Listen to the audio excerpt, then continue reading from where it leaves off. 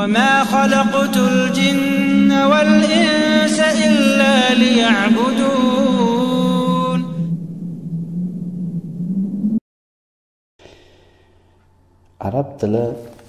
arab tilini o'rganish qudrati yetgan odamga vojib bo'ladi. Shariatimizda shunday bir qoida bor: ma la yatimu bihil vajibu illa bihi fahuva vajib.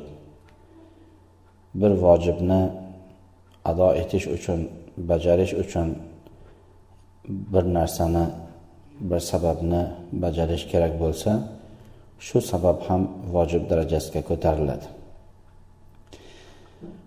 Alloh subhanahu va taolo Qur'onda qad aflahal mu'minun allazina hum fi solatihim xoshi'un dedi. Mo'minlar haqiqatda najot topishdi. Ular shunday zotlarki, namozlarida xushu qilishadi.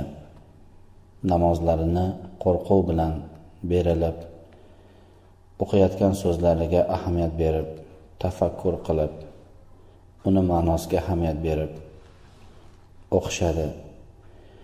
Shunda namozni xushusining bitta ma'nosi, namoz o'qiyotgan odam o'qiyotgan oyatlarining ma'nolarini bilishi, duolarining ma'nolarini bilishi sababli unda xushu paydo bo'ladi. U uchun esa arab tili lozim. Demak, jannatga kirish uchun go'zal suratda namoz o'qish kerak bo'lsa, go'zal suratda xushu bilan namoz o'qish uchun arab tili lozim. Shu uchun ham qudrati yetgan odamga arab tilini ta'lim olish vojib bo'ladi. Arab tiliga qaraydigan bo'lsak, arab tili bu arablarningina tili emas.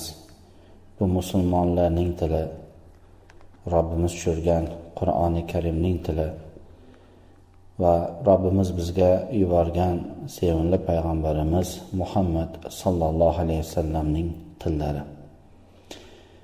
Arab tiliga bo'lgan muhabbatimiz dinimizga bo'lgan muhabbatimizdan kelib chiqadi.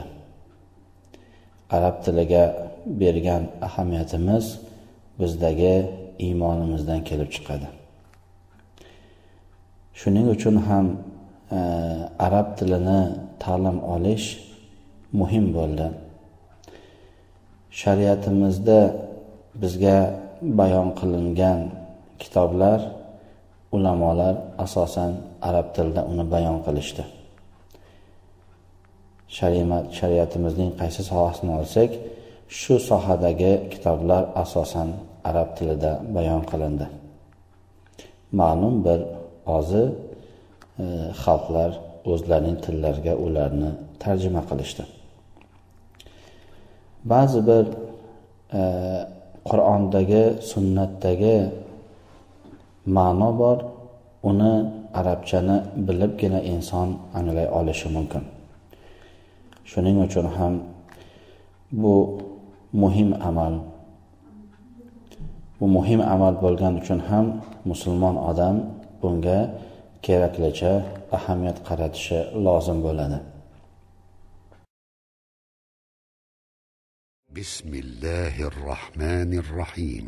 حامين والكتاب المبين